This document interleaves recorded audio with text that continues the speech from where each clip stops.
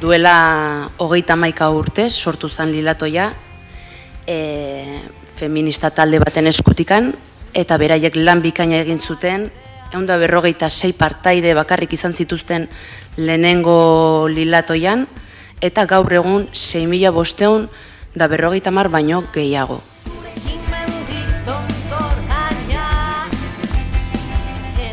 Y en el que los valores motores son la solidaridad, el compañerismo y sobre todo la superación.